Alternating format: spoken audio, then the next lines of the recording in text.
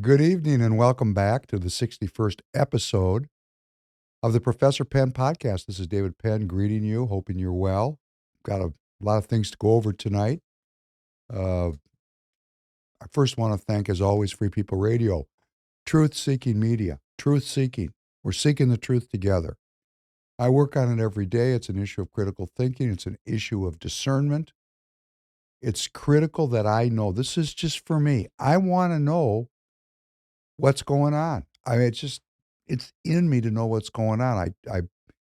I'm not saying I never avoid looking at things because, of course, sometimes I have and sometimes I do. But mostly, I just want to tumble down to the bottom of the rabbit hole and find out what's down there. It, once you know there's a rabbit hole, hey, and I'll tell you something. This is just a sidebar.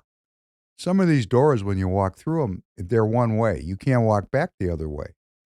And in the course of my life, I've walked through a lot of doors that I can't go back through. And here I am at this point in my life where, you know, you got to bring it all together.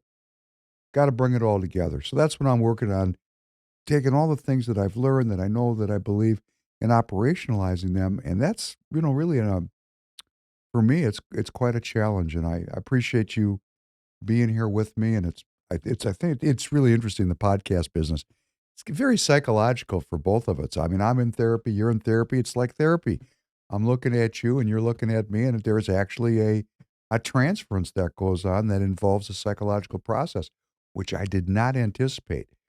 Uh, I'm not much of an entertainer, although I'm going to work on being entertaining. I'm not much of a politician, but I'm going to work on being a politician. And these are things that are, practiced opportunities for me. We practice together. And I do hope I'm inspiring you to go to precinctstrategy.com. That's precinctstrategy.com. Dan Schultz has put together a fantastic tutorial.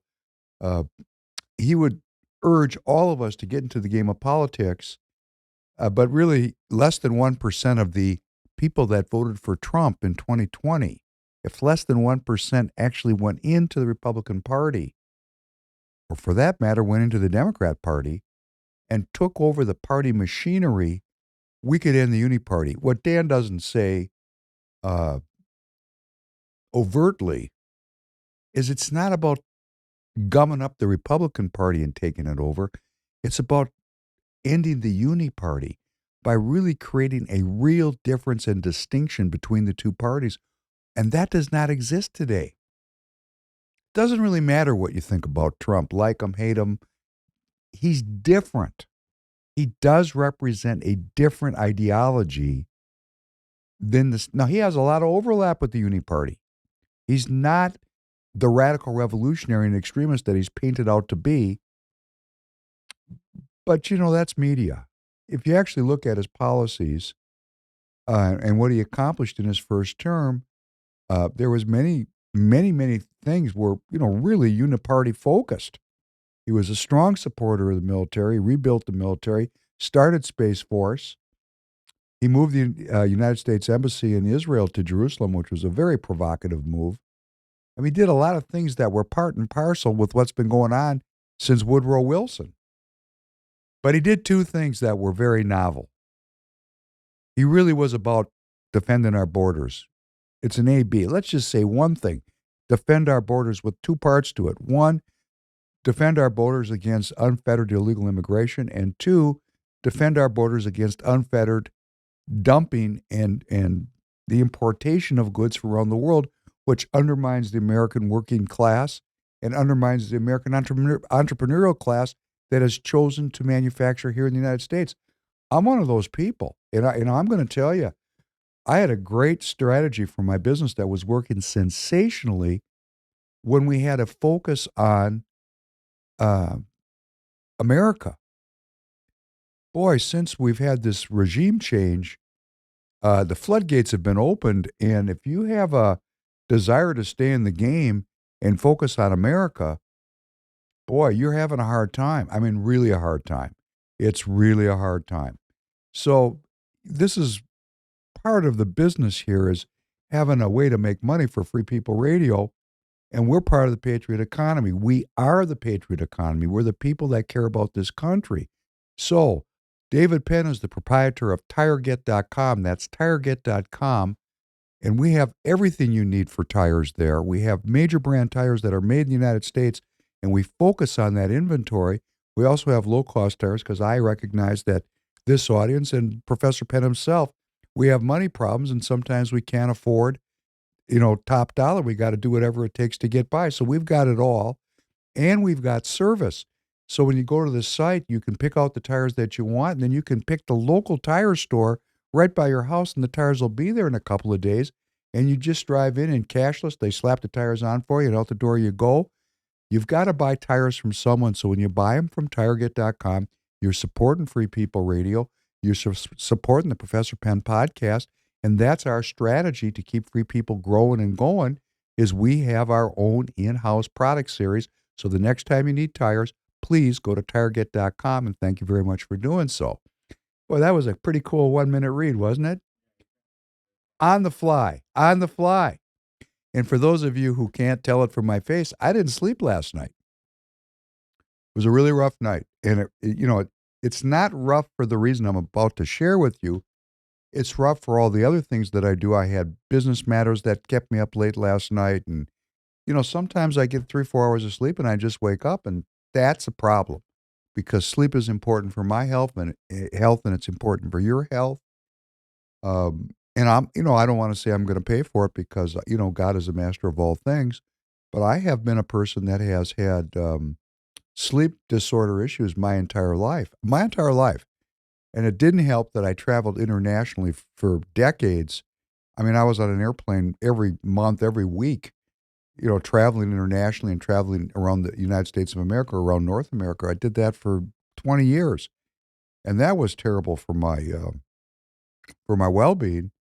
Because, that disrupts your sleep when we're taking these 24-hour trips all the time.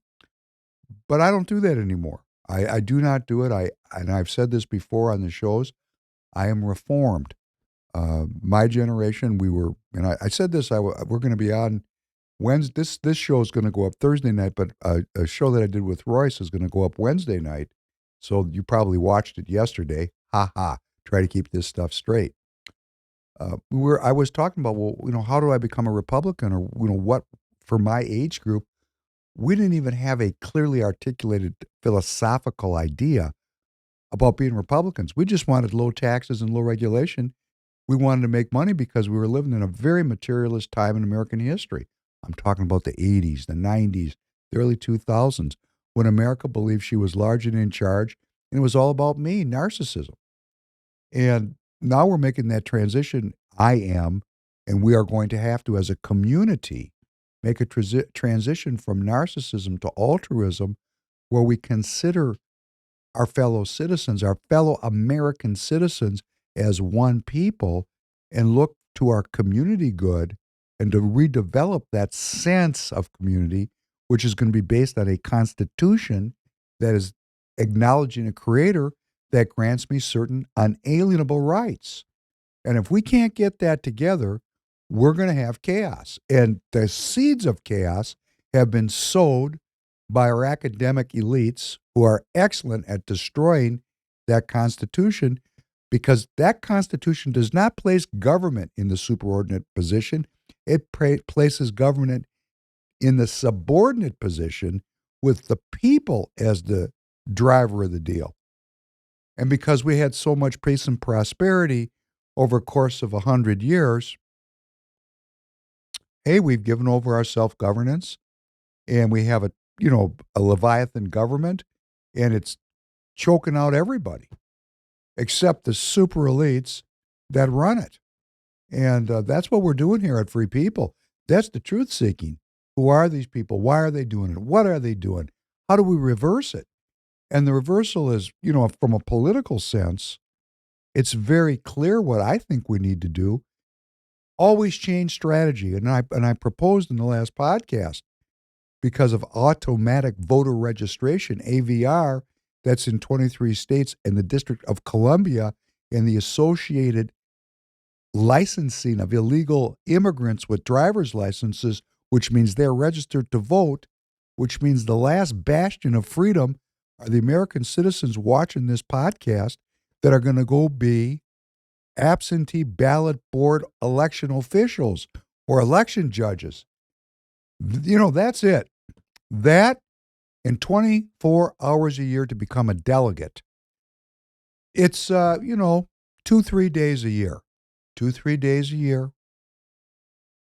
If you're watching Free People Radio or if you're watching any of conservative media, which I know you are, and there's some great luminaries that are out there leading the way. And quite frankly, it's my belief that Free People is going to get right up there soon because of the efforts that you're making to spread out the podcast, to spread out the content, to grow the community. It's my belief we're going to catch up. And if we can put together millions of people and we can motivate our community, that one of the fundamental norms and cultural rules that we'll all live by is we are absentee ballot board participants. We sort out those ballots. You know what we might find out? We might find out that we want to have a country, that we want to have human well-being, that we want to bring all the people together, one nation under God, which brings up something that happened on the Tuesday night transmission. And I was, speaking with Tanner this morning, and he said, well, the guy's a troll. Don't pay too much attention. Well, no, this is my second troll, or this is the second time somebody's come into the podcast, into the live chat, and has been overtly anti-Professor Penn. So here's what I said. Because we were talking about some crime that had happened in my city of Minnetonka that had gotten national coverage.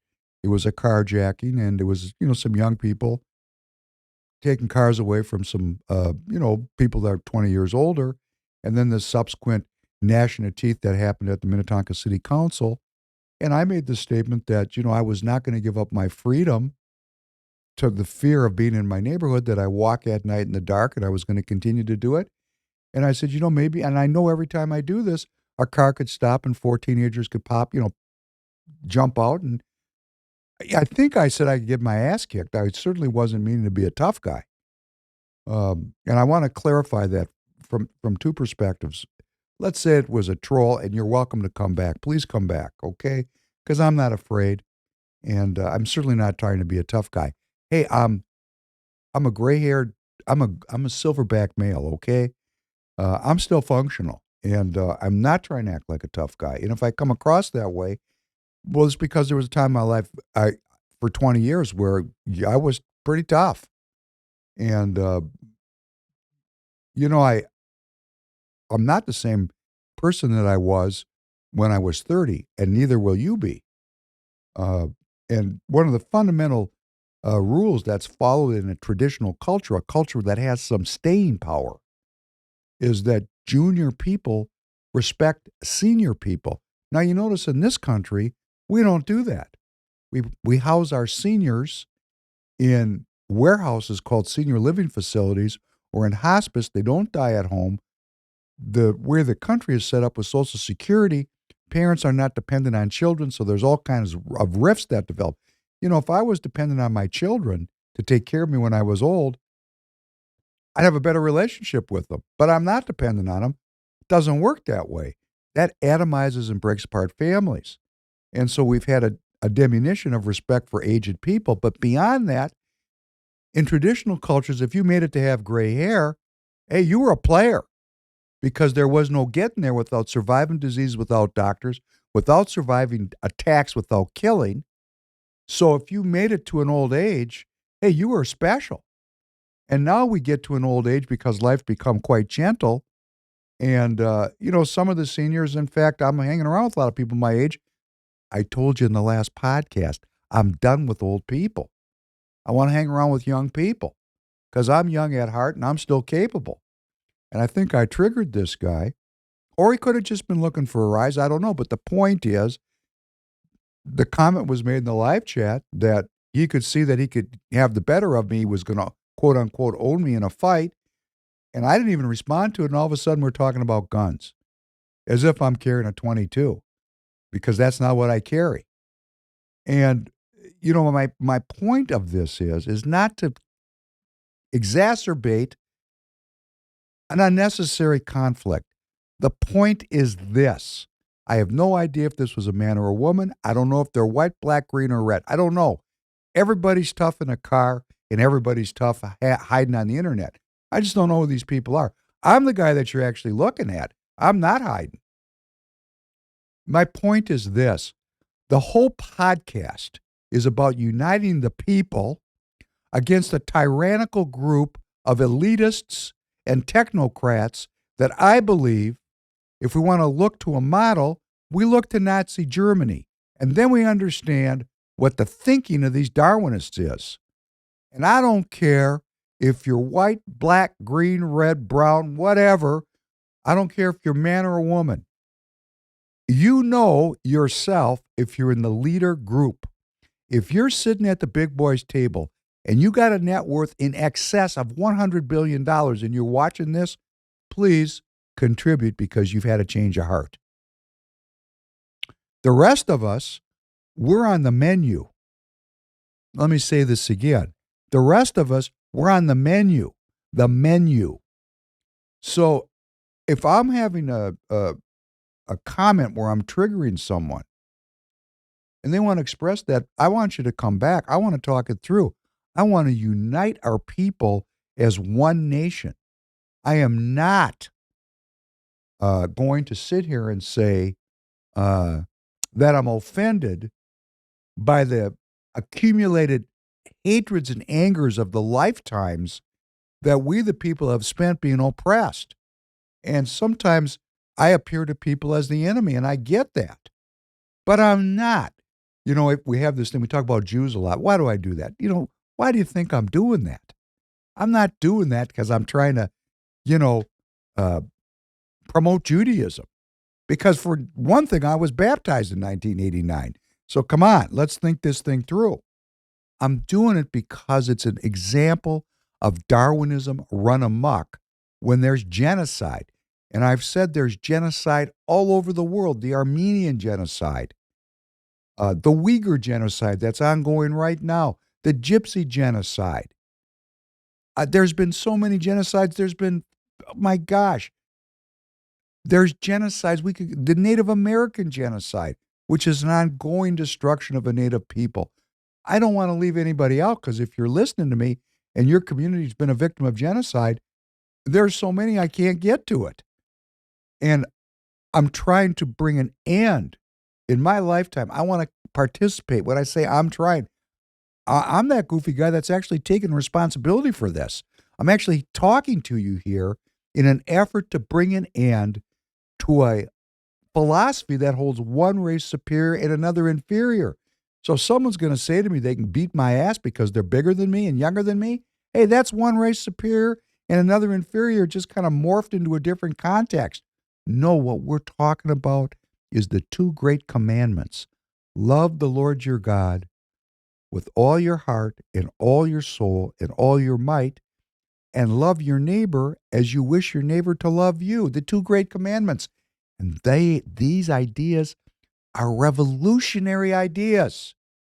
This is the revolution. This is the revolution. We're actually in a counter-revolutionary moment where the forces of chaos, of domination, of control, and where the superior and the stronger parasitize the weak has made a huge comeback. And the Professor Penn podcast is about us getting together as a community, working politically, not violently, but politically, to rebalance our country such that we can avoid violence. And for those of you that have experienced violence or that have done violence, the worst memories of my life, the shit that keeps me up at night. I don't want to go there, so please come back if you're watching tonight. I'm sorry if I said something to offend you. My producers say, don't say you're sorry. Hey, sorry's okay. Okay? My producers are going to get down on me. I'm not here to trigger people such that we tear the community apart. I'm not that kind of professor. I'm the kind that wants to bring us together into a family called Free People of America and form a political action group such that we can get young candidates like Royce White elected to the United States Senate. And why is Royce running for the Senate? Because as angry as he is, and I know many of you watch his podcast, and and feel and resonate with his anger. As angry as he has not given up on his faith in God, and he has not given up on his faith in the United States of America because he's running for Senate. So what he's saying is, it's not the Constitution, it's not the institution, it's the people. So we change out the people and life will get better. I ran over 5 minutes. I'm so sorry, but I had to get that off my chest. Thank you. We're going to go on. We're not going to pray today because another thing that I'm doing is I'm going to take a break on the prayer because I don't want to get pigeonholed as a preacher. Because, I just don't want to do that. But, I just don't want to do that. So we're going to have a clip now on ATACMS. We talked about ATACMS before. Doesn't the military-industrial complex come up with some great hooks? Their cruise missiles are called ATACMS. Tanner, have I spoken to you yet today on air? I haven't, have I? Oh, I mean, I think I said something. Well, I want to say good morning. Good morning. How you doing? I'm doing pretty It's good. good to see you. Can you play this clip under number 2, ATACMS? It's 244. Play the whole clip, please. Gabe, what's the latest here with this aid going to Ukraine? Something about missiles, right? Yeah, Anna, good morning. You mentioned that $325 million security package that has already been reported on and that the president announced yesterday that includes air defense equipment, artillery rounds, and anti-tank weapons. But we're also just learning, according to NBC News, citing 3 U.S. officials and a congressional official familiar with the discussions, that yesterday President Biden informed President Zelensky that the U.S. does plan to provide a small number of ATACMS, those long-range guided missiles that Ukraine had been asking for. Still, the officials caution that it's not clear exactly how many ATACMS the U.S. plans to provide or exactly when they will be delivered or even when it will be announced. But the officials did say that the president made it clear to Zelensky that will happen some point in the future.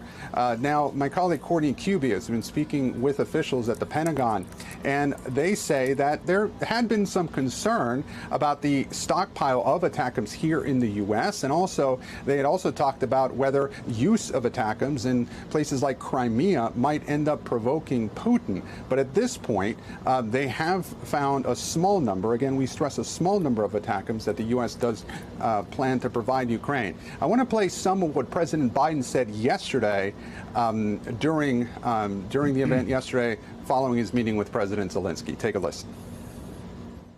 I approve the next tranche of U.S. security assistance to Ukraine, including more artillery, more ammunition, more anti-tank weapons, and next week, the first U.S. Abrams tanks will be delivered to Ukraine.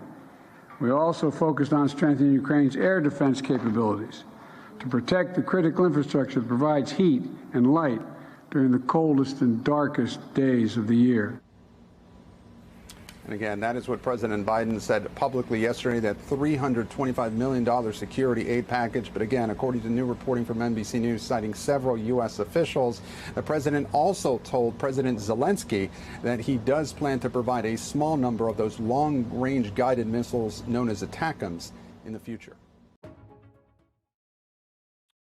Well, the first thing is I have to tip my hat to the military-industrial complex for coming up with an acronym ATACM. Isn't that cool? I mean, it's a business when they call them ATACMs, right? That's not directed at me or to you. That's directed at the buyers of ATACMs.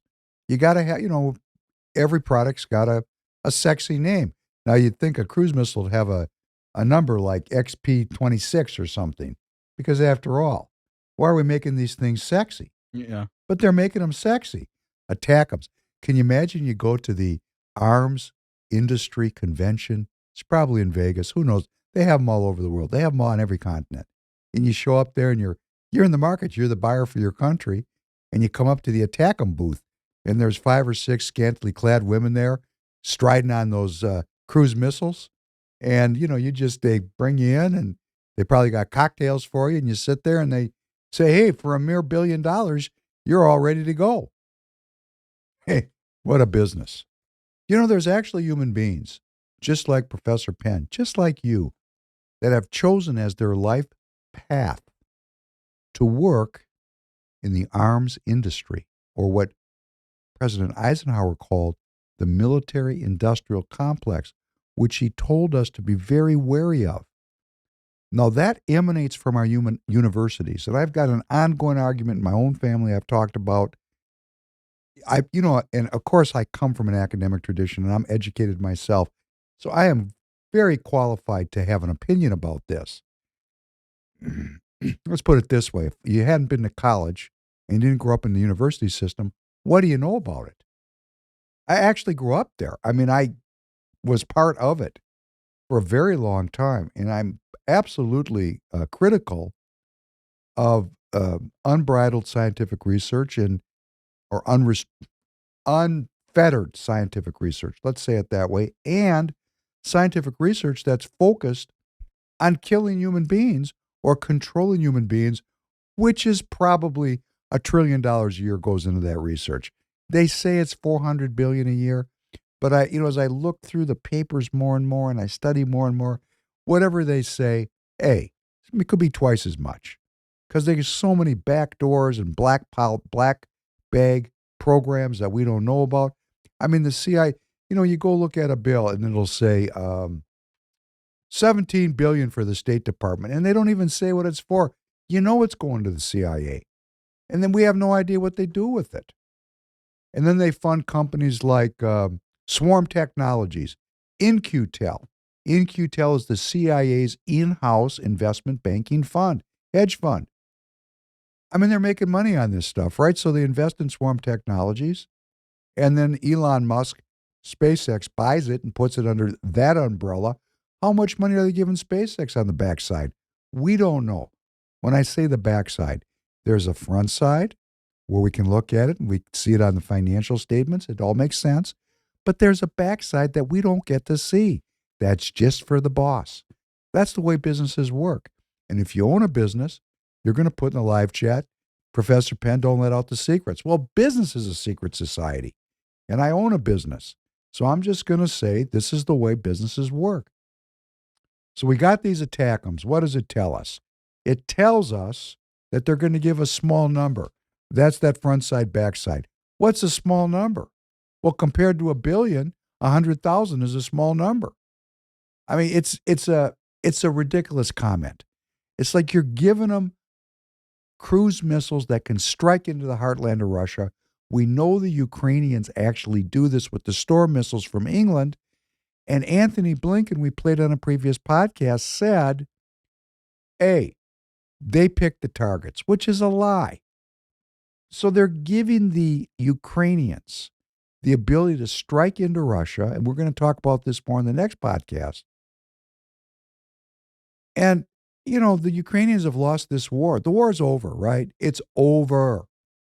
Everything on going from here on in is escalation.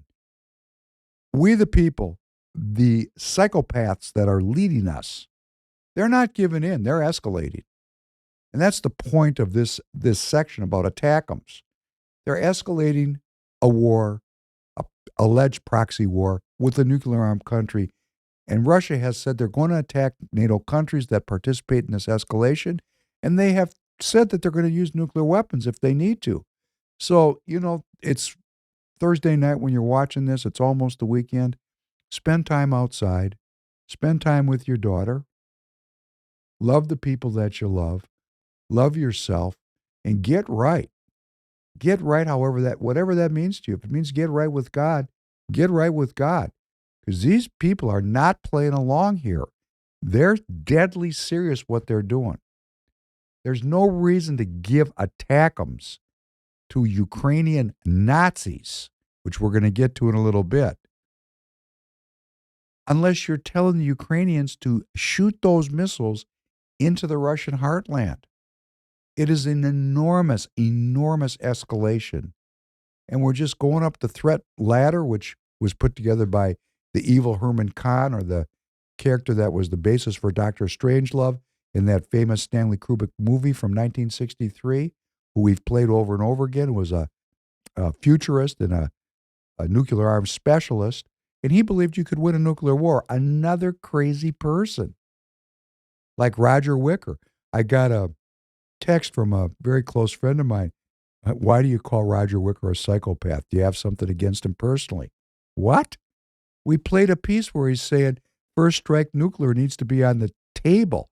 I don't need to have a personal animus for the guy. He's a psychopath.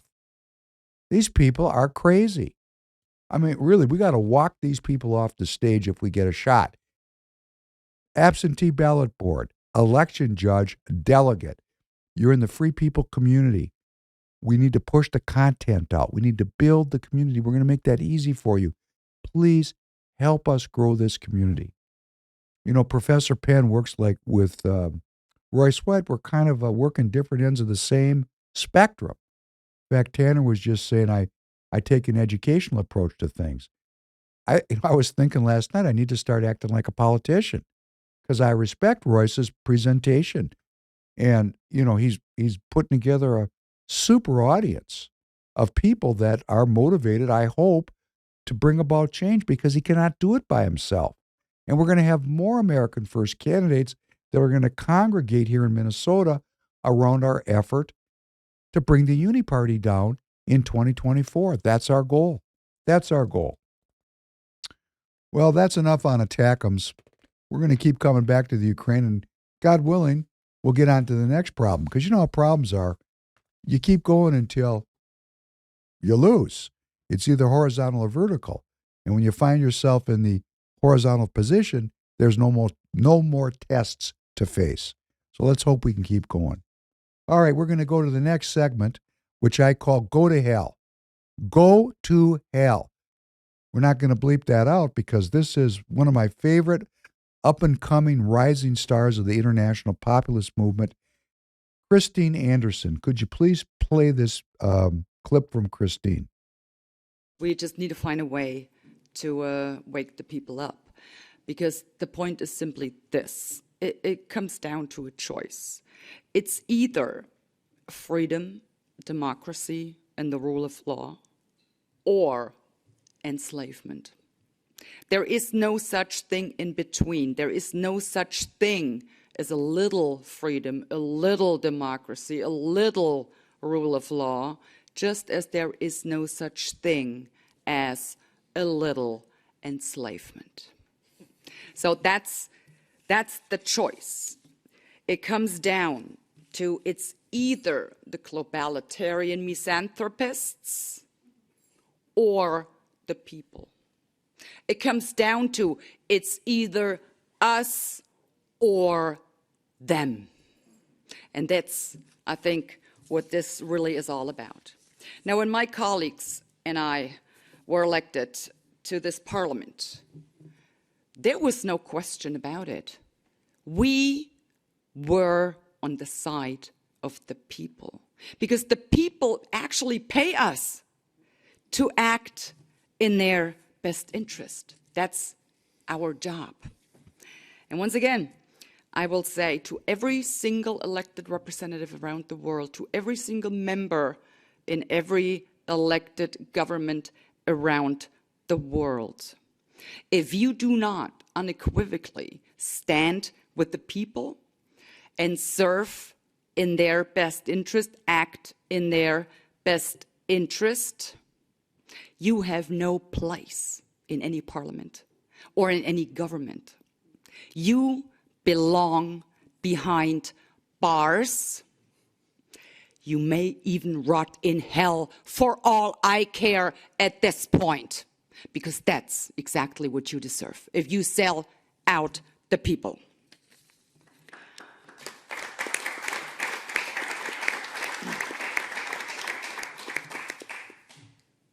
Now I would like to make a promise to the people, and I'm pretty sure I can speak on behalf of my colleagues.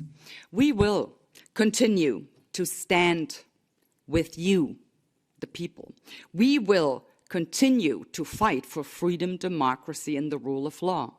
We will not shut up, and we will not stop going after those despicable globalitarian misanthropists. But we would also like to have you make a promise to us. You may have heard, it's all coming back. The first countries are already starting about talking mass mandates in Israel. They're already imposing it. I've heard of a few universities in the United States. They're already bringing it all back. And I would really like for you, the people, to not go along. Simply say no. They want you to wear a mask? Say no. They want you to put in another mRNA shot? Say no. They want to impose a curfew on you? Say no. That's really all you have to do.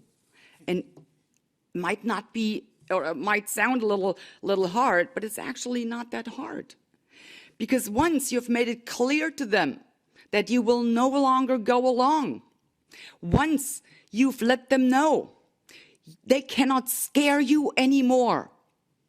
Because as long as you're afraid of what they might do if you don't comply, they have power over you. Take the power away from them. Simply say no. Once you do that, they don't have power over you anymore. You will feel so free. Simply say no. And considering what we've heard today, and considering what we've seen in the last 3 years, considering what we know they want to implement, heck, you might even be well within your right to tell them to screw themselves and go to hell. That's where they belong. What will you get out of that? I can tell you. Once you've done that, once you've told them to just go to hell, they no longer have power over you, you will have an incredible feeling. Kind of like a sensation of freedom will swap through your body. I promise. You will feel so relieved. And this is the state of mind that I would ask all of you to get to.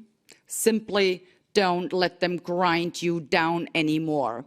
You are worth it. You are deserving of just standing up for yourselves and tell them all to go to hell. Thank you very much.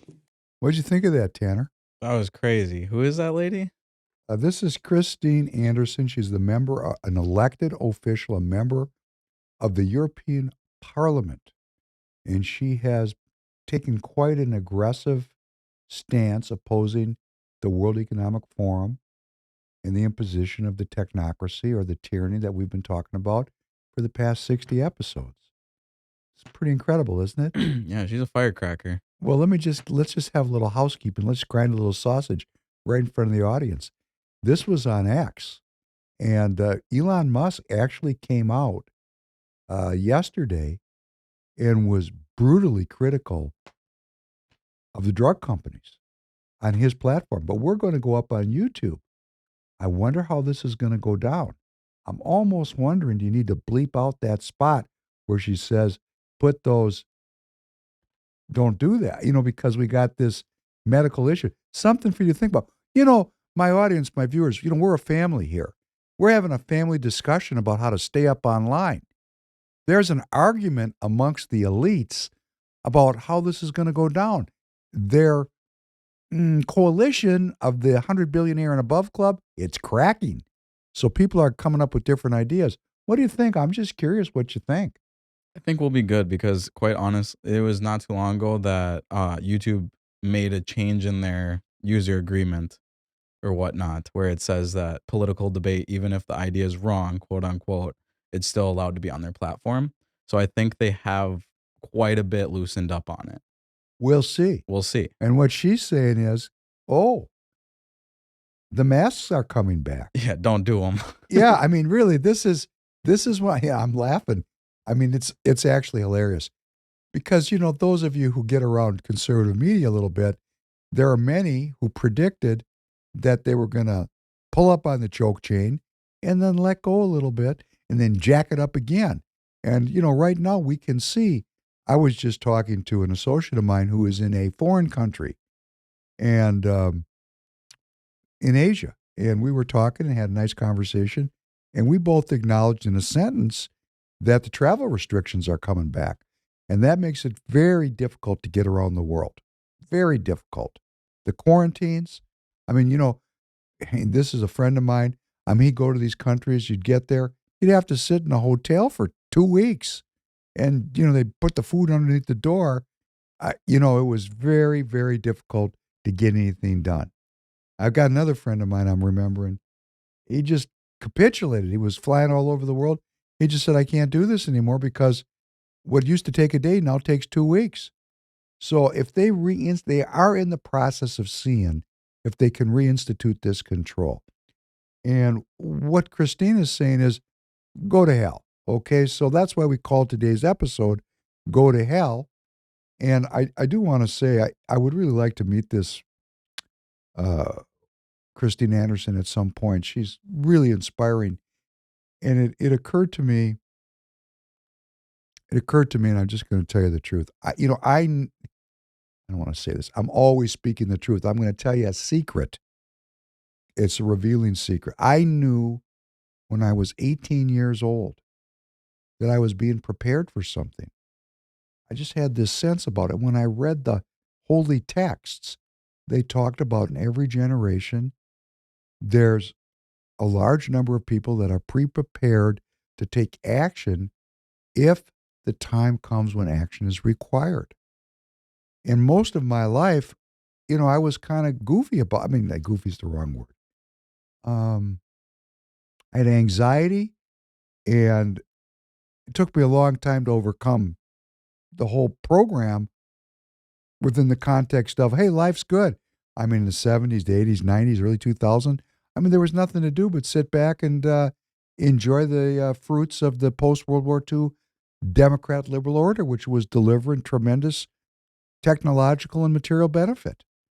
And I'm thinking to myself, boy, prepared for what? What am I prepared for? And then all of a sudden, a couple of years passed and everything clicked into place. And I realized that all of my life experiences had empowered my father's life experiences, my grandfather's life experiences, the experiences of my entire line had prepared me to be ready for this moment. And this is a woman, she's a very prominent person. She's putting her life on the line and she's telling the truth, and she's telling it in Europe where they're a lot farther down the road to draconian control than we are here in this country. And I'm going to share with you why. It'd be called the Second Amendment. Do you know what the Second Amendment is? Yeah, the right to bear arms. Oh, yes, that's correct. Yeah. That makes the whole project a little bit more complicated here in the United States. Yeah, quite a bit. Because in Europe, when they say go to hell, all they can do is give them the middle finger. Yeah. Which, if you know anything about your history, that had something to do with cutting the middle fingers off of the hands of archers when you captured them so they could never use bows and arrows again. So the ones that kept their middle finger used to go pluck you, and that became fuck you. Isn't that interesting? Never heard that before, did you? No, I did not know It's that. a small factoid. Well, we're not working with bows and arrows over here in the United States. We're working with semi-automatic and automatic weapons. Yeah. And that kind of slows down the process of draconian control. They keep picking away at it, though, don't they? Every day, somebody jumps up and shoots up a school or shoots up a mall, and the cacophony continues to grow for intense gun control. That's what I was trying to say to the young man. When the young man got triggered, I was saying, I'm not going to allow a tyrannical force to impoverish a population such that it has to rob to survive and then hide in my house. It's not my anger at those young people. I don't have any anger for them. Please excuse me, it's choking me up. My anger, when I get really mad, it's hard to talk. My anger is about a system that impoverishes millions of people and disempowers them spiritually, intellectually, physically, energetically, and creates the conditions where they act out against their own self-interest, out of rage. Oh, that makes me really mad because I view every one of those people as a fellow American citizen who has been granted certain unalienable rights by a creator, their lives and their liberty and their pursuit of happiness is not in the hands of governance, and the lack of those rights for wide sections of the population is not a failure of God. It's a failure of man who has perverted our constitutional process to turn us one against the other so that we can't form a coalition, so that we can't overturn this business model of slavery, drugs, and piracy, which is killing us, just killing us. And when you tell me that YouTube has changed its terms of user, what did you call that? What's it called? The terms of service. The terms Yeah. of service that you've read it. Well, yeah, we got an email because it was when we I think it was episode 50 when it got Right. taken down and I had appealed it and then it got accepted. And then that's when I like realized they had updated that section. See, Tanner's, a great work associate. I have people in my life that I work with that if I don't tell them exactly what to do, they don't do anything. I was up all night last night because of an experience like that. Come on, figure it out. I really want to compliment you on air for being self-governing. Thank you. That's an example of self-governance. 50 got taken down. He didn't ask, oh, boss, what should I do? No, he just went and appealed it and read the terms of service, which I haven't done, which is a shortcoming in my self-governance. My goodness gracious. This is what we need to do. We need to recognize what's going on. What are we clicking when we say, I agree? Nobody wants to read that. He read it. That's very impressive. But number two, why did they loosen the terms of service?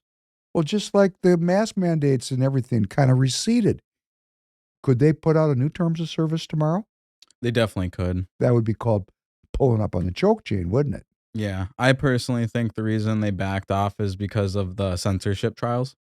I think it's because it started getting talked about a lot more that the internet is censoring, and YouTube, being the biggest video platform, does not want to get caught in that. So they realize it'd probably be smarter backing up a little bit so then they don't get attacked, We're going to go through this and we're going to bookmark that idea and come back to it. Go to hell, Christine Anderson. Follow her. She's fantastic. Well, we got folks working on the other side. This part of the podcast is called A Loud Call. A Loud Call. Let's talk a little about climate. We're going to go through an 8-minute piece about a climate protest that was held in New York. We're going to go through it and we're going to stop and we're going to talk about it because it's a rich piece. This is what we would call a cultural ethnography. We're going to look into a culture together, and maybe some of you attended this. And I certainly hope we've got liberals interested in climate watching the Professor Penn podcast, because we do have issues in our environment that we all can agree on need to be solved. How we solve them and what's the next issue to work on, that's called politics, and that's called scientific debate.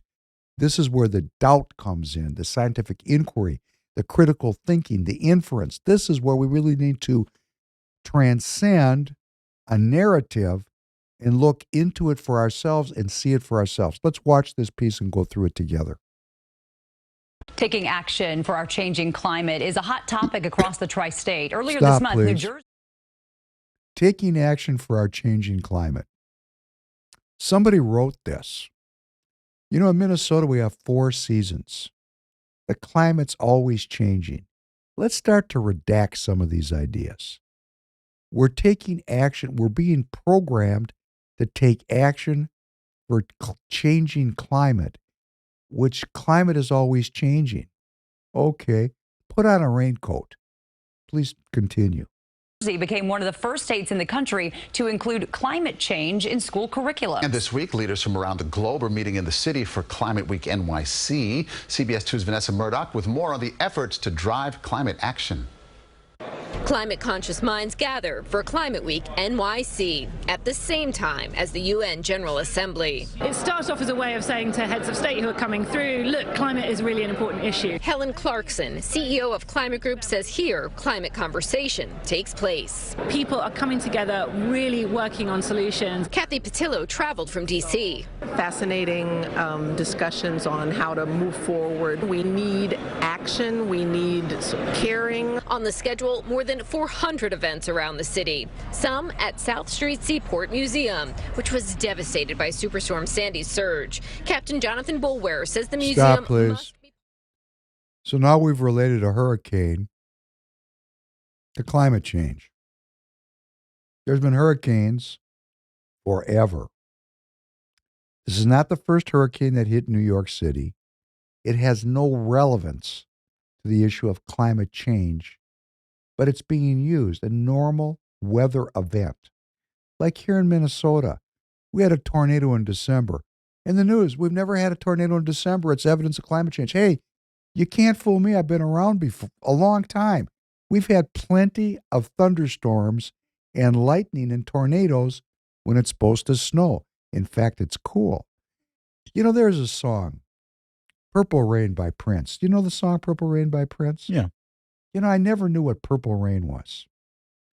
I thought it was and I'm just going to make a strange Professor Penn admission because I'm older. I thought it was some kind of weird sexual reference. I had no idea what he's talking about. I actually have pictures in my phone of Purple Rain with my daughter when she was about 7, 8 years old. There is purple rain. It just doesn't happen that often. So if you've seen it, you know what it is.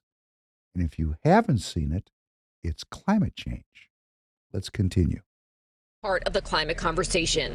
Not only is it important, it's an imperative, really, for us to be involved in advocating for a resilient New York. The museum will host a panel discussion, and already at port at Pier 17, the Danmark. It opens to the public later this week. At the start of the school year, New Jersey became the first state to include climate change in its student learning standards. We have been working towards September 6th for many years now. We are getting our students an edge. First Lady of New Jersey and mother of 4, Tammy Murphy, says like so many parents, she wants to leave the world a better place for her children. She believes embedding climate change in the core curriculum will add up to jobs in the green economy of the future. If we don't train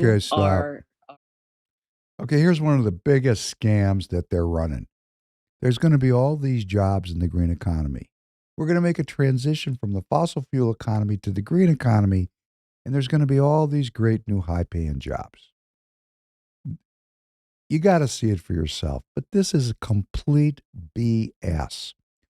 Let's just talk about the fact that there's a strike right now against the automakers here in Detroit.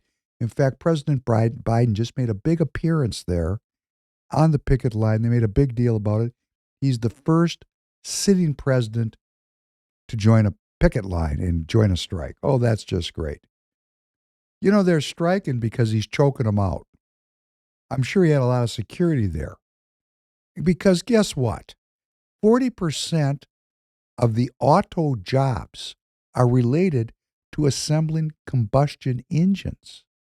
So when you take the combustion engine out and put in the electric engine, which is not, it's the battery, when you go to that propulsion system, 40% of the auto workers lose their job worldwide. Worldwide. And they're telling them, oh, you're going to get retrained for green energy. No, you're not. Look at what they're putting together. We've talked about all this in previous podcasts. The 15-minute city, where everything you need is 15 minutes from your house, because they're going to control how far you go through what's called the smart city. The smart city. Let's just talk about why Christine Anderson is saying go to hell. That there's either freedom and well-being or death and human enslavement. And she says there's no in between. It's almost like Christine Anderson and Professor Penn studied at the same esoteric university. We're in the same secret society. You know, it's kind of reassuring for me to find a very intelligent human being on the other side of the planet coming to the very same conclusions I'm coming to, because there isn't a lot of places we can go to be part of this nationalist movement. We've got to find it for ourselves. It's hidden information. So when you read and you study and you dig and you go down that rabbit hole, here's what you find down there. You find what's called deindustrialization. You find what would be called the big three of the globalists, which in the United States is the Uni Party. Climate change, equity, and democracy. This is the big three, and this is all over the world. I mean, if you're running as a globalist in Singapore, it's climate change, democracy, and equity. So let's just take a look at each one separately, because this is the long con. It's a scam. Because there aren't going to be more jobs. First of all this is a giant covered story and diversion. And we're going to talk about that at the end of the podcast. None of this matters. It's just to get you fired up. Let's talk about the climate change thing first. Repent. The end is near. Human beings are flawed. This is a very Catholic kind of a thing with no Catholicism and no God. It's our fault that the world's coming to an end because there's too many people and we pollute. We're destroying the planet. Forget about destroying the people. It's the planet after all. So we've made a transition from caring about human well-being to planetary well-being, sustainability. And whose fault is it? It's the fault of human beings. Human beings have to modify their culture by deindustrializing. We can't drive very far. We can't travel very much. You know, the food we eat is bad for the sustainability of the planet. We have to change how we live our lives completely, change our lives so that the planet can be sustained. And guess what? People aren't going to give up their T-bone steaks. They don't want to give up their hamburgers. They don't want to give up their 8-cylinder V8, their V8 dual carb muscle cars. They don't want to give up their pickup trucks. They don't want to go and give up their family trip to the Barbados. They don't want to give up having 5, 6, 7 kids. They don't want to give these things up. So guess what they do? They destroy the currency after a long period of inflation, which makes everyone poor and dependent. They give you a digital currency on your phone. And if you go more than 15 minutes from your house, you can't buy anything because your currency shuts off. If you've bought food that is not part of the sustainability program, you can't buy anymore because your food shuts off. If you try to take more than the number of trips by plane that you are allotted to save the planet, you can't buy a ticket. This is not freedom. This is control. Because, of course, we want to save the earth, don't we? Don't we? Don't you want to save the earth? So my T-shirt that you're going to be able to get at Free People Radio is going to be, I would rather die from a tornado than a tyrant. So that's the climate change piece. But it's very closely linked to the equity piece. What's the equity piece? Well, that's kind of what Professor Penn is saying. It's the British business model of slavery, drugs, and piracy. It's those British monarchs that subjugated the world because, of course, the sun never set on the British Empire. You've heard that one before. Well, everybody was going to blame the monarchy for all of this slavery. And what the monarchy did was so intelligent. They just went into the universities and they got the professors to blame white people. You know, just blame white people. So we got to have equity. You know, what does that mean? That means everybody's going to be poor because everybody's going to have the same thing. It's very difficult to create the conditions in government to make people rich. But to make people poor, hey, no problem. We're living through it. You feeling richer with this inflation there, Tanner? Absolutely not. Great, me neither. When I go out to eat, I don't want to do it. Yeah. I don't want to go out to eat anymore. No, I just had, so every Tuesday I have tacos, Taco Tuesday. Been doing it for like a year straight. Yeah. Yesterday I paid about $40 for my tacos, and I would just kind of went home and I was like, I'm gonna learn how to make these myself Those because must have been some really good oh, tacos. I'll say what they were amazing tacos, but $40, no, that's not worth They're it. not $40 good tacos. Yeah, See, I remember tacos back in the day where it was 3 tacos for $1. So I hope you got about, I don't know. I got 6 of them. It was 3 for $7.99. That was the Taco Tuesday special. Unbelievable. Yeah. Well, if you can afford 3 tacos for $7.99, I salute you. Professor Penn can't. So we got the equity thing, which means we're all going to be poor. And then there's democracy. That takes us right to the Ukraine. Why are we fighting the Ukraine? Oh, because the Nazis there are actually, it's a democracy. It's a Nazi democracy. That's what we're going to finish up the day with. It's a great transition because we're going to go right into Nazis are everywhere. So let's remember that this whole climate change, social equity, democracy, this is the mantra of the globalists, and they're teaching it to my kids. And if you have kids that are in kindergarten, they're getting brainwashed with this democracy, democracy, democracy. Oh, democracy is the reason we're on the verge of a nuclear war, to defend democracy. Whose democracy? The Ukrainian democracy. Really? Who are the Ukrainians? Well, we've talked about this before, but every once in a while, some evidence pops up, and it just gets me an opportunity to go back to what we're doing here. And I'm saying this part of the piece, Nazis are everywhere. So I want to start out just to remind everybody, I like playing this guy. This guy is smooth. And I know this sounds weird, but if evil's really well done, I have to respect it. I like a good bank robber. I really do. I mean, I like a good gangster. It appeals to me. And, makes me think of the guy that went after me. I come from a line of gangsters. And what can I tell you? That's, some of my forebears. We had 2 groups in my family. We had the gangsters because, they had to be gangsters to survive. Does that sound familiar to some of you listening? Gangsters. I'm talking about real gangsters, right? And then we had, when those gangsters got to a certain point, the first thing they did was send their kids to the university so they didn't have to be gangsters, just like in The Godfather. The whole point of The Godfather is the Godfather, Don Corleone, wants his son Michael to have a better life. He wants him to go to college. He wants him to be president of the United States. That's the subtext of the whole movie. So what gangsters do, because they have sacred honor, at least we used to have gangsters with sacred honor. The gangsters that have sacred honor, when the conditions are right, want their kids to not be gangsters. So I'm the first of my generation that actually was completely out of the gangster world.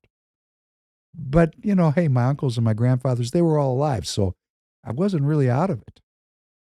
It's just that conditions in the United States when I was born in the 50s, after World War II, you didn't have to be a gangster to survive as a Jewish person.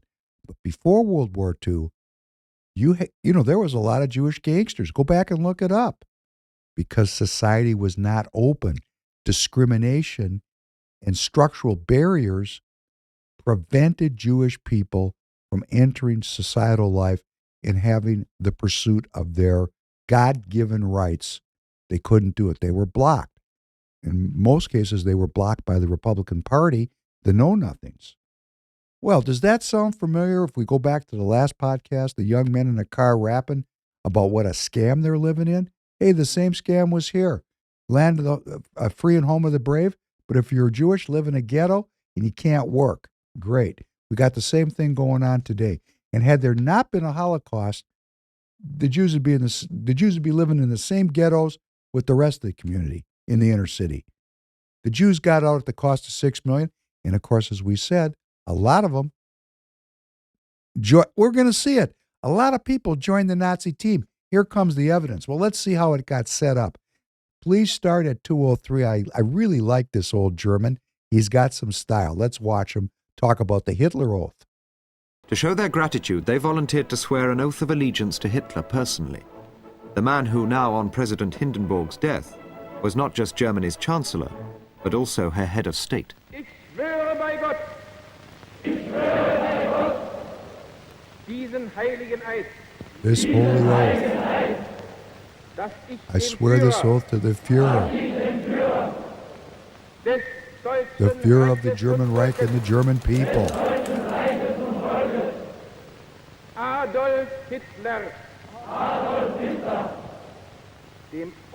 Somebody was reading and we had to lift our arm and at the very end say, that's my oath. And how seriously did you and your colleagues take this oath? Very serious. I mean, a soldier, this accompanied my whole life till the very end.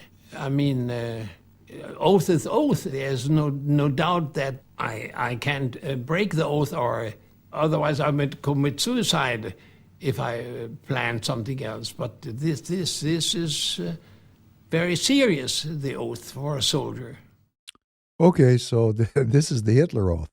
So here's what we all thought, that the Hitler oath died with the Hitler. No, it was a secret society, and it has been intergenerationally transmitted, this oath to the belief in the Superman, the Aryan Superman. These people are out here, and they are carrying forward the oath of their grandfathers and their fathers, and it's transmitted one generation to the next. No different than being Catholic, no different than being Jewish, no different than being whatever. Secret societies maintain the allegiance of their cultural participants through ritual. And in the case of the Nazis, it was blood ritual. Blood ritual. Great. That would explain a lot if we could get our minds wrapped around why some of these things happen in our society, like child sex trafficking, for example. Why do these things happen? I mean, they're bizarre. What's going on here? We got to check out the real situation. There's many elements to it, like profit, but there's also another element to it, like ritual. So we're not going to delve into that today. We're going to delve into Canada. We've talked about Canada before. Watch this. Let's pop this up. Canadian Nazis. 4 minutes of Canadian Nazis. And Canada remains a top focus for us after what's happened with India. It is now Belarus that is demanding an apology. Why is this happening? For all the details, let's go across to Shivan. Thanks, Im. We have been tracking Canada very closely right here on World DNA, of course. Now, few days ago, a little over a week back, the Canadian Prime Minister made remarks naming India and did not furnish any proof for the same. Just days after that, another extremely embarrassing and humiliating event has taken place in that same Canadian Parliament. Take a look at these visuals first. He's a Ukrainian hero, a Canadian hero, and we thank him for all his service. Thank you.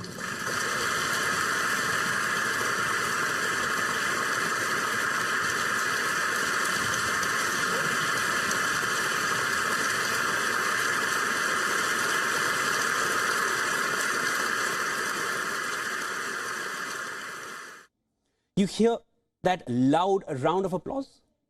These were visuals from the Canadian House of Commons, where lawmakers, along with visiting Ukrainian President Volodymyr Zelensky, honored a Second World War veteran. And who was this man? 98-year-old veteran Yaroslav Hunka received not one, but 2 standing ovations from the House. But Canada got it horribly wrong, as it was later revealed that the veteran did not fight for the Allies. Rather, he was fighting alongside the Nazis. He was a member of the 14th Waffen Grenadier Division of Hitler's SS. The unit was renamed the 1st Ukrainian Division before surrendering to the Western Allies in 1945. Jewish groups were quick to call out Canadian lawmakers. As the word spread, countries like Poland and Belarus also joined the foray, demanding an apology from Canada. Facing global backlash, House Speaker Anthony Rota issued an apology on Sunday, taking full responsibility of what he called an oversight. An oversight is what they're calling that loud round of applause. Rota said he did not know of Hunka's Nazi ties. They did not know of his Nazi ties and took him to the parliament, and that he made a mistake in inviting him to attend the event. But even the Canadian lawmakers are not convinced with this. They now demand Rota to resign from his position as Speaker of the House. Prime Minister Justin Trudeau has also called it deeply embarrassing for Canadians. The speaker has acknowledged his mistake and has apologized. But this is something that is deeply embarrassing to the Parliament of Canada and, by extension, to all Canadians. Prime Minister is responsible. He is in Ottawa today. He can get on his feet and answer for his massive diplomatic embarrassment and shame. The decision to honor a man with ties to Nazi Germany is already starting to have implications beyond Canada's borders. And apart from a demand for apology from the European nations, it's also set to bolster the Russian narrative of Ukraine harboring neo-Nazis. Russian President Vladimir Putin has sought to justify his invasion of Ukraine, claiming that Russia wants to denazify the country. Adolf Hitler's SS forces were responsible for killing millions of Polish and Jewish civilians during the Second World War. The genocide is still remembered as the worst and most wide-scale war crimes humanity has ever seen.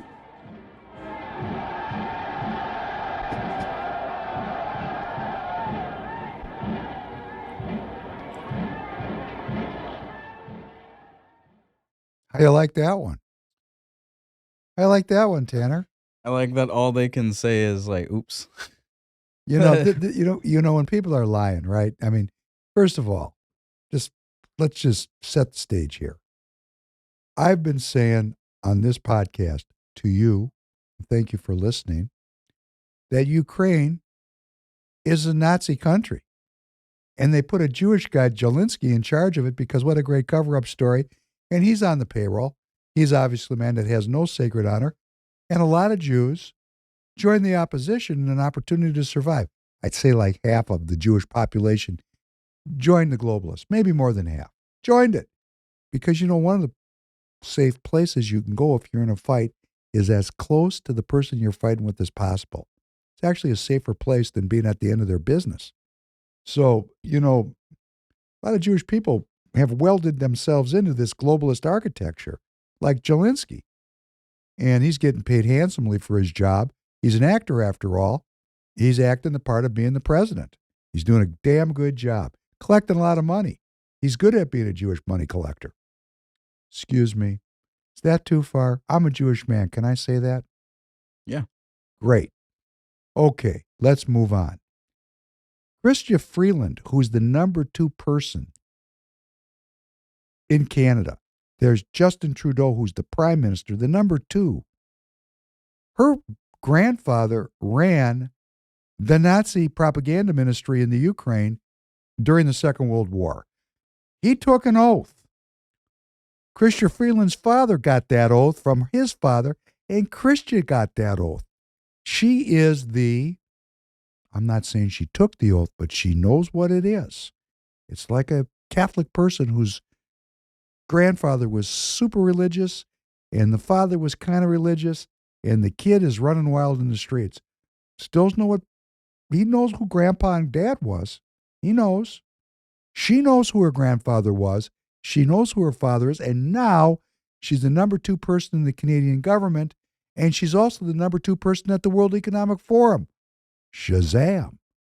And the World Economic Forum has said that they've penetrated the Canadian the cabinet, that they control Canada. And they obviously do. And these people all standing around saying, oh, we didn't know. Lie to me. We're going to put these people right up there with Tom Emmer. They know who the Ukrainians are because the Ukrainians aren't hiding. The Ukrainians that you and I are going to be impoverished over and possibly killed in nuclear war. We're actually fighting for Nazis. Nazis. And here's a Nazi that pops up, an old Nazi pops up, and they actually put him in front of the parliament. He's 98 years old, and they give him a standing O for what? Being in the Waffen-SS, which you want to talk about a skullduggerous gang of killers. I mean, these people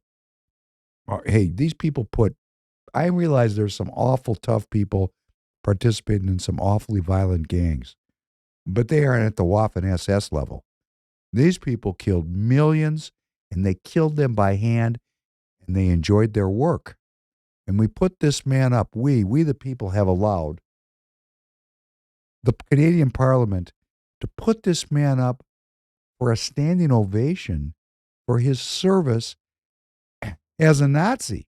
Now, of course, the Speaker of that Parliament, Anthony Rota, apologized, and then he resigned. Somebody had to take the fall because somebody outed this guy. You know, if I would have watched this and I was in Canada, the first thing I would have done is look him up because there was no Ukrainians fighting on the side of good as Ukrainians. Now, there was Russian speakers in the Ukraine who joined the Russian army. Russians, but Ukrainians? Nah, they were with the Nazis. They were with the Nazis.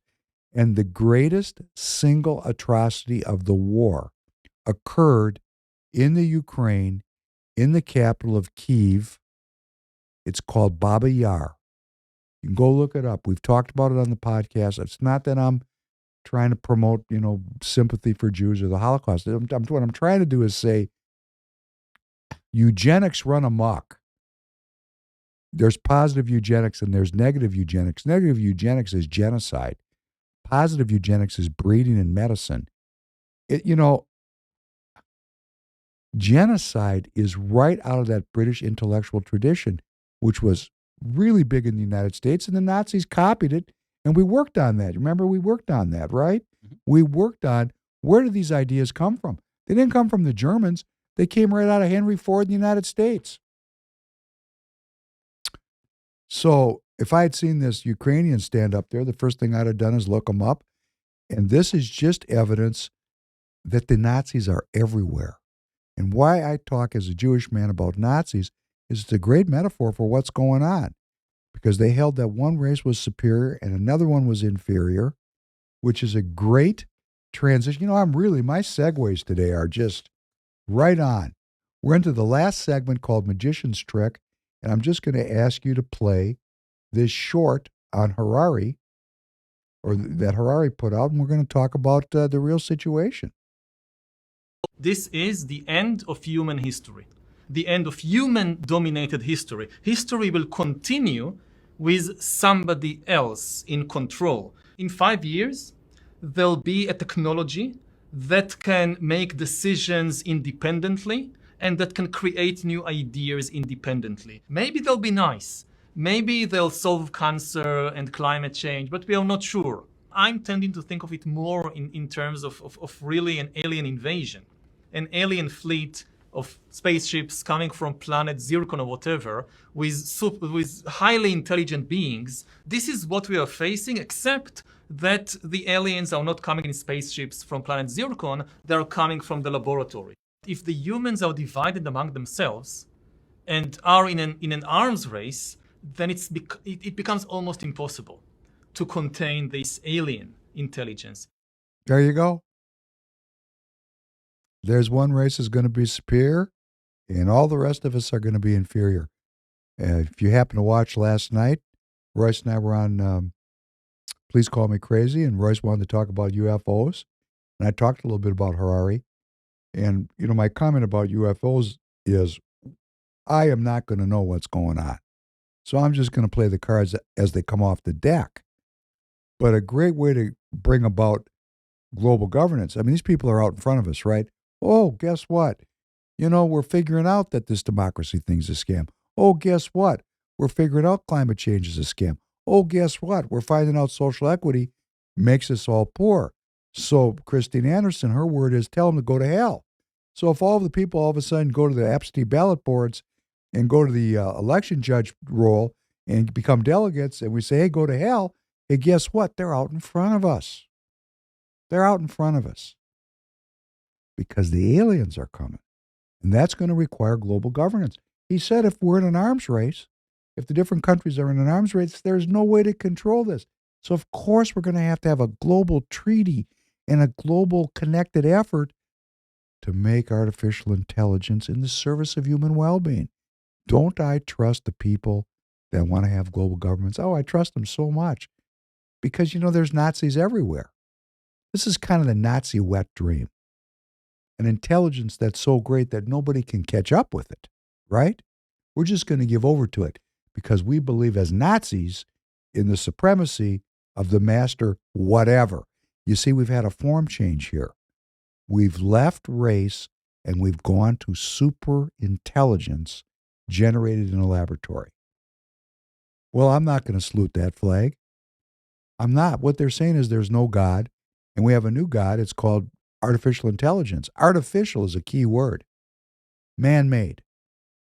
So man, that'd be you and me, us, women. We're paying our taxes. We're sending our kids to school, and the net result is spaceships coming from planet Zircon with super intelligent beings that are going to enslave us. That's where this guy's coming from. And who is Yuval Noah Harari? Well, he's a cultural Jew who does not believe in God, who lives in Israel and teaches in an elite institution, and he is the number one philosopher of science for who? The World Economic Forum. That's what's made him famous. His predecessor was Bertrand Russell, who we played on the last podcast. Bertrand Russell and Yuval Noah Harari are the same people. They're the same. Go watch Russell from episode 59 and watch Harari again from 60, and what you're going to see is the same person with the same philosophy. This concept, where we're headed, has been worked on for over 100 years. We've got to wake up, particularly people my age. That's why I say I'm done with old people. It's the young people. Do you see conspiracy? Yeah. Like, in what regard? I'm sorry. I mean, are you seeing a coordinated effort to roll out a new kind of culture? 100%, yes. Okay. People my age don't see that. They see the benefits of the system because they've already gotten the benefits. They already got the cash stacked up in the bank. They don't really want it to change. They want to tinker with it. But your generation, and I don't have any money pounded up in the bank, so I'm with you young people. Yeah. It's the young people. We see that something here is being coordinated that's affecting our lives. And I want to ask you directly, do you see it? Yeah, I started seeing it. It took me a little bit. I've always been very skeptical. I've always had a brain to like question things. Once I was an adult and I started learning about everything, you look at humans as an animal being. We can't act instinctually anymore. Like we have to depend on some type of system, or if we try to like live on our own, that system's gonna knock us on the ground. That's when I realized that there was a whole plan. Because I can't just like go live off the land because I'm stealing someone's food at some point. I'm poaching an animal. I can't go and live naturally. You got to pay taxes on the land. You have to own your own land. Exactly. Well, you don't even own it though, because you had talked about this yesterday, gotta where pay once taxes. you even buy it all the way through, they still want taxes. So you can't just like go and disappear on a plot of land and never come out. Like they are in your Isn't that interesting? Tanner gets it. Let all of the young people get it. You know, the average age of this audience is about 35 years old. So if you're older, welcome. Hey, thanks for the support. But for some reason, the younger people are resonating with these ideas. And we want to build up this audience. We want to grow it. I want you to expose it to your friends, your family. I'm asking for your help. If you need tires, go to Tireget. The Free People Radio needs your support. We're not trying to get rich. And I've said this before, I'm not a communist. If God wants us to be rich, we'll be rich. We're trying not to go broke. So we do need your support. And if you see that there's a conspiracy, or wrong word, if you see that this is the way the system is working and you want to oppose it, I'm trying to lay out in these podcasts what we can do. And the first thing we can do is be good ourselves. The first thing I can do, like and I'm not bringing this up again because it's a big deal. I'm bringing it up again because it's a learning experience. I run into somebody in a live chat and they are threatening to me. I don't have to feel threatened because I'm not threatened. I want to be in a dialogue, a loving dialogue with every person because we need to form a community because we are not enemies of each other, even though elites have made us think we're enemies of each other. That's a diversion. We're being diverted through all kinds of methods and means, Democrat and Republican. Even globalist and nationalist is diversion. What are they diverting us from? They want to get this technology deployed. oh, if we could just organize and put a border on their ambition, because they know once this technology is deployed, it's over. We're in a digital prison, and there will be nothing we can do to get out of it until the people just say, that's it. We're going to rise up, and it's going to be a very, blood is expensive. It will be a very bloody and expensive process of liberation. And I know there's many of you that believe that that's the only way. I'm working for a political solution because I feel that's what I need to do, and I'm asking you to join me. And I believe God would appreciate, human beings using their free will to choose to oppose evil.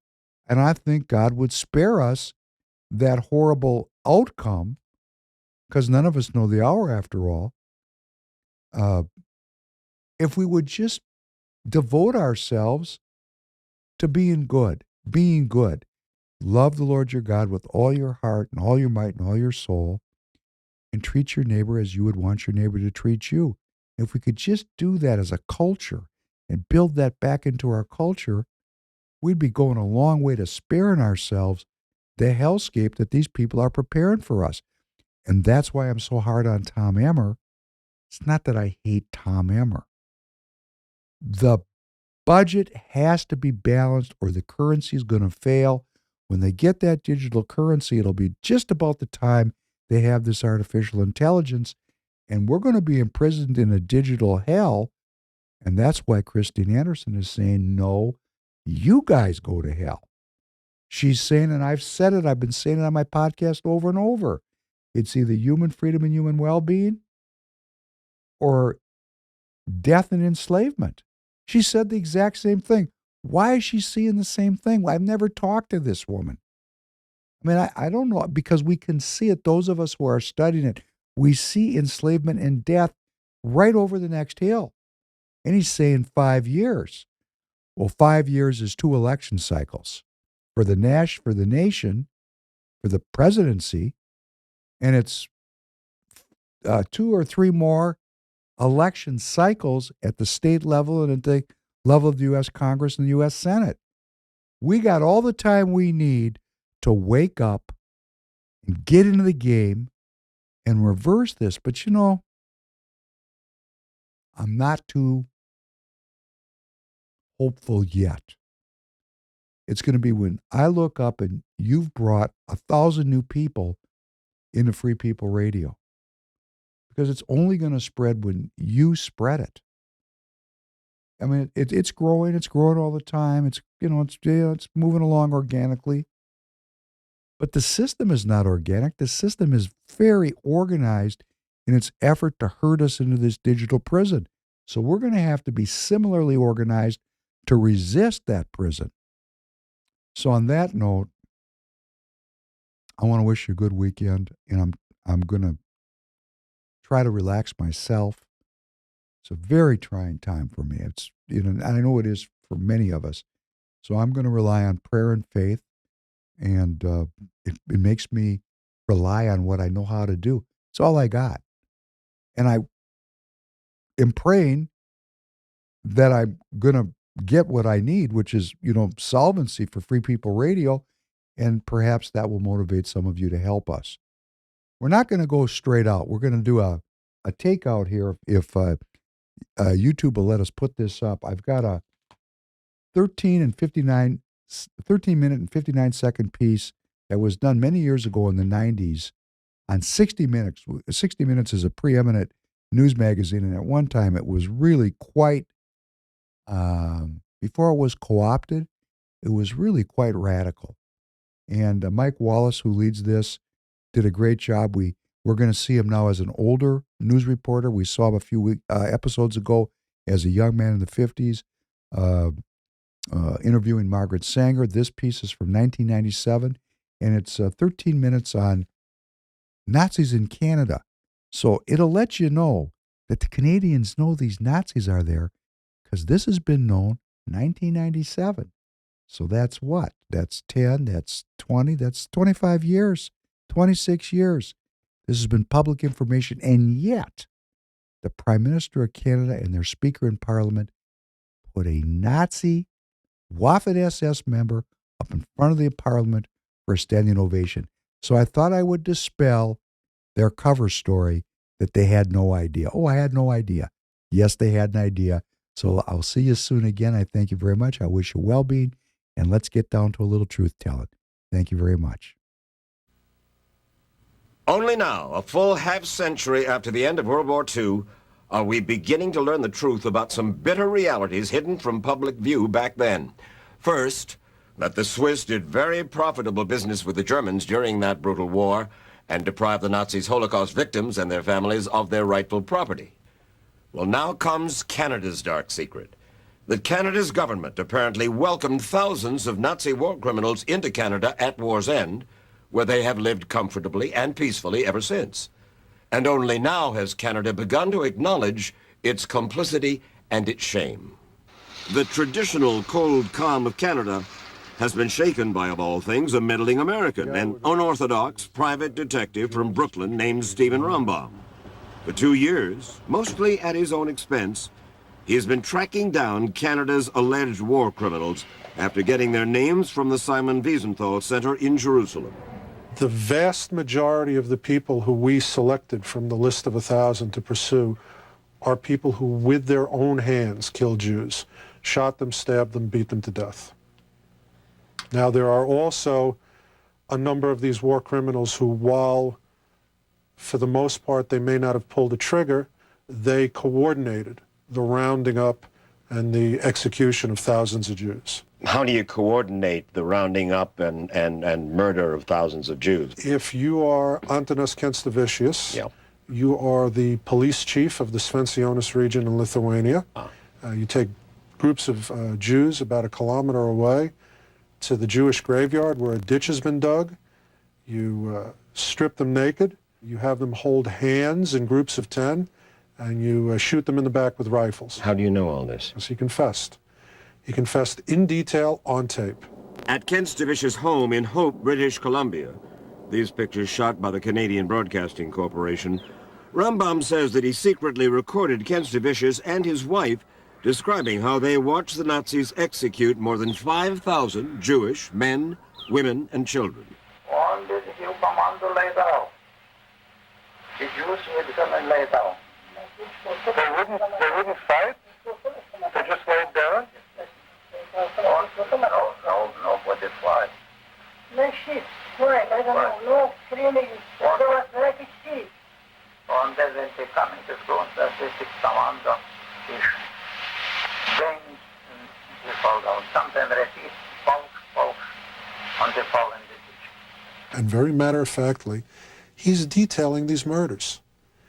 And at a certain point in the conversation, he looks at me and he says, And 9 November, about 1 o'clock, if they finish, no more Jews. no more Jews. I've been an investigator for about 17, 18 years now, but I've been Jewish all my life. What was your cover? I mean, you didn't come in and say, I am a private investigator and I'm going trying to find Nazi war criminals. I'm Steve Rombaum, Jewish guy from New York. Would you care to chat with me about all the Jews you killed? Yeah. What I did say was I'm Salvatore Romano, and I'm a professor from St. Paul's University of the Americas. We had established St. Paul's University of the Americas. Where's that? Belmont-Belize. I am the faculty, the alumni, and the current student body of that university.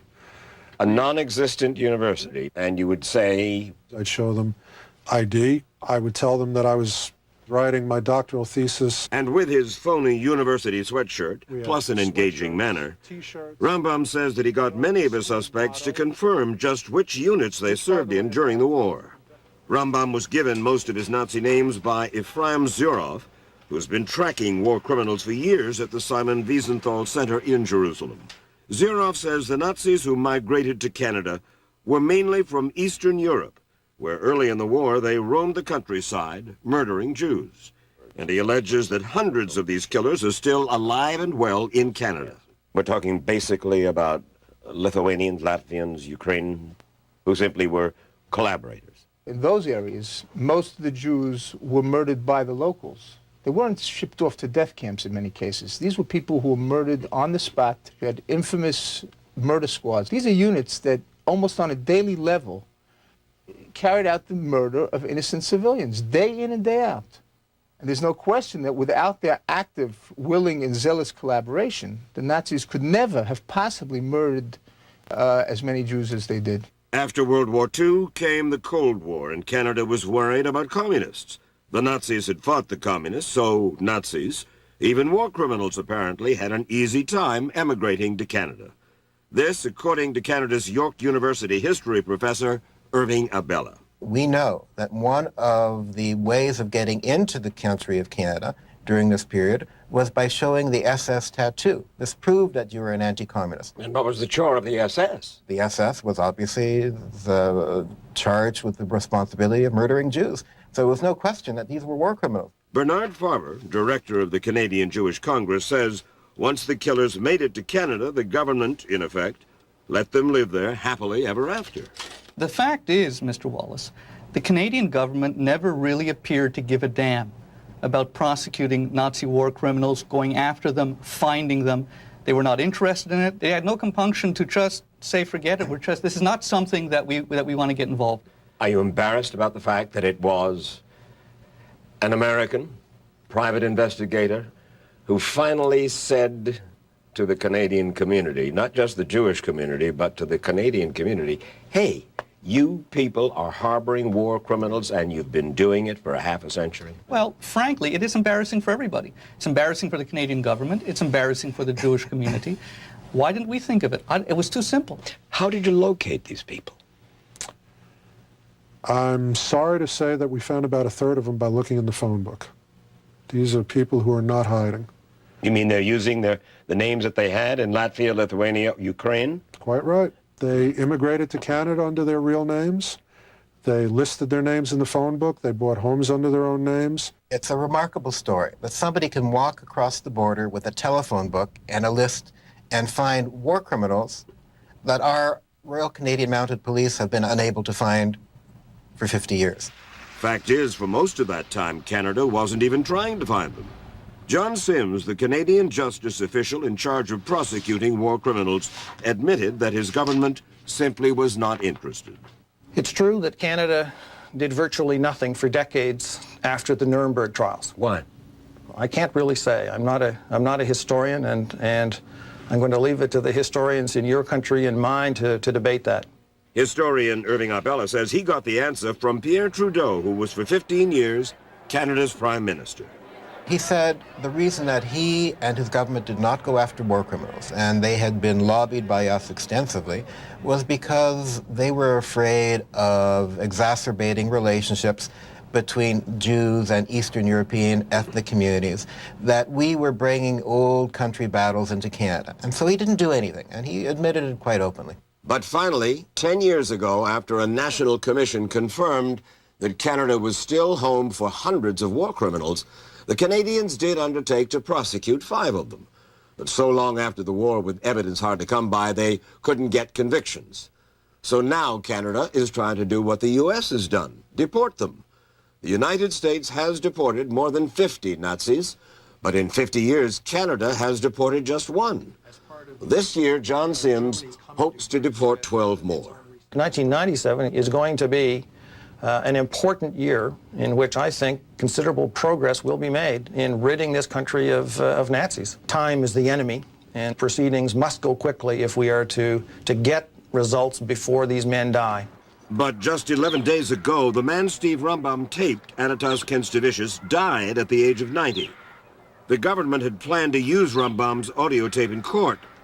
Rumbaum's passion for Jewish causes landed him in prison some 20 years ago because, as a member of the Jewish Defense League protesting the Soviet treatment of Jews, he was convicted of transporting bomb-making materials across state lines. Now, because of all the publicity his revelations are receiving in Canada, alleged war criminals there are not talking anymore. Another man on the deportation list, Eric Tobias, stared out at us but wouldn't come to the door. We got a much more hostile reception at the home of an alleged death squad commander, Oscar Perot. The dog took a bite out of my coat before Perot's son Arvil tied him up. Jewish leaders claim they have eyewitness testimony and other documents that prove Perot led a Latvian murder squad. Perot calls that communist propaganda. So far, at least, he is not on the deportation list. His son insists Perot was a soldier who fought communists, not a commando who killed civilians. Agreed. And if my father was guilty of something like that, or if there wasn't anything conclusive of something like that, I would personally disown him as a father. Would you really? I would. Another alleged war criminal. The Canadian government says this man walking off a Florida beach, Helmut Oberlander, was a translator for an SS unit that killed thousands of Jews. When he left Canada for a Florida vacation, the U.S. threw him out. We do not wish to talk to you. We don't wish to talk to you. Oberlander went back to Canada. He wasn't home when we tried to see him in a comfortable suburb outside Toronto, but his neighbors, Helga Whiten and her husband John, a professor of German, say their government should leave the Oberlanders alone. Well, they're fine people. They're very quiet, been nice neighbors for about 28 years. So nice that the Whitens don't believe Oberlander could really be a war criminal. What evidence do they have to paint him with this horrible guilt? I mean, that was quite a long time ago. I don't see what justice is served by kicking him out of the country. I just don't see that. It must be difficult for his neighbors to believe that a man they have seen as a neighbor could have done these heinous, terrible acts when he was a young man during the war. But the fact that he did do them during the war means that we can't forget. We cannot ignore that. We must go after him. Canada is also going after Konrad Kalej for allegedly murdering Jews in Latvia. The United States deported Kalej in 1994, so he moved up to Canada. Incredibly, he moved into an apartment building that was known to have many Jewish residents, including 3 Holocaust survivors. Vera Peters spent 7 months in Auschwitz. When she read in the paper that she's living next to an accused Nazi war criminal, she was stunned. I was first in a shock.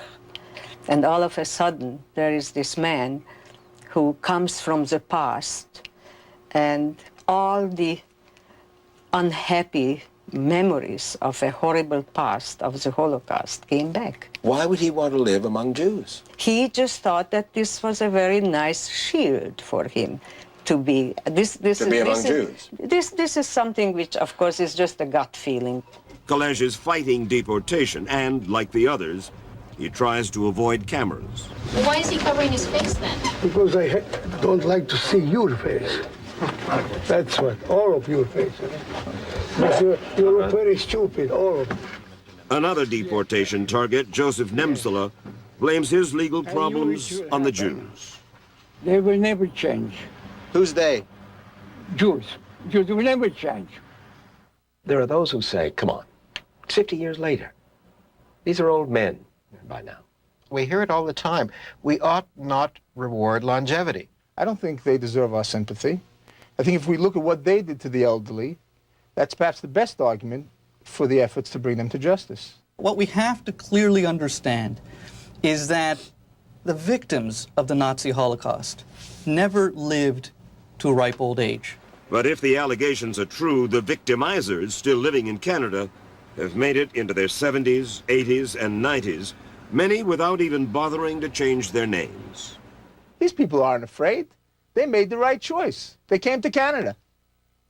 Last week, Rabbi Marvin Heyer, Dean of the Simon Wiesenthal Center, received word from the Royal Canadian Mounted Police that they intend to investigate his list of more than 1,800 former Nazi SS members presently living in Canada who are still receiving their German military pensions.